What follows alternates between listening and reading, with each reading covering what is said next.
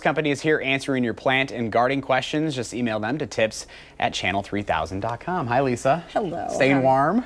Oh, golly, it's cold outside, It is cold outside. Too cold to bring plants. I know. So you kind of came empty-handed today. I did, but luckily you guys had, I think these are left over from Valentine's Day. They look really nice, don't they? They do not look half bad, so I got them out of the corner and put them on the table. Oh my gosh, at least we have some light at the end of the tunnel. Savannah's tracking warmer temps by the weekend. Yes, but I'm going to miss, I hate to have the snow melt when I know. the ground is still so frozen. I know.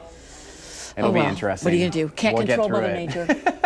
All right, so we got a couple of questions. We're going to start off with Savannah. This may or not be our Savannah, but we're going to get the answer anyways. Savannah asks, how do you properly take care of a cactus? She says she always kills hers. Okay, so the number one thing that kills cactus is overwatering. Number one. So cactus need very high light, so the brightest window in your house. And in the wintertime, they don't take a lot of water anytime, but in the wintertime, they take even less.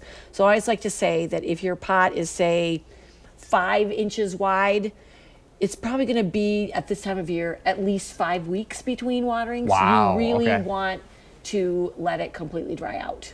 That's a big deal then. It is a big deal, because if you're on a sort of every week I have to water my plants kind of thing, that does not work for cactus. They really resent it, especially at this time of year when they're not actively growing. There you go. There you go, Savannah. You're welcome. Question number 2 comes from an unnamed person via email. This person says that they brought plants in from the outside in the fall, and now they have little bugs on them and flying around. What can they do to get rid of them?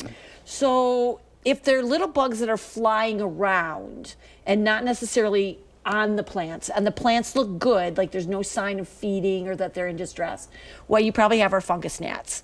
And fungus gnats are a little bug that sort of lives in and eats decaying matter in the soil. So you can treat that with a product called mosquito bits, which will wash through the soil and kill the larva. Fungus gnats are like fruit flies. They only live a couple of days, but they are constantly regenerating themselves. So that is my best guess. If you have something that's crawling on the plants, take a photo and bring that into the plant desk. Our network is still not allowing emails to come in.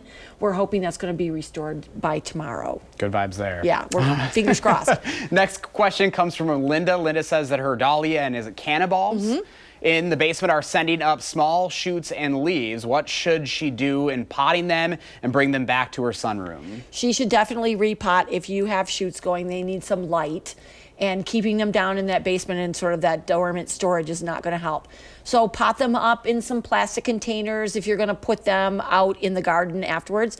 And this is good because especially if you have like dinner plate dahlias, those take a long time to flower, so you're going to get a jump start on it. All right. So in a sunny spot, spare watering, but yeah, get them potted up. Just like us, we like our sun, right? Yeah, absolutely. Especially this time of the year. Lisa, thank you as always. Appreciate it. Yeah.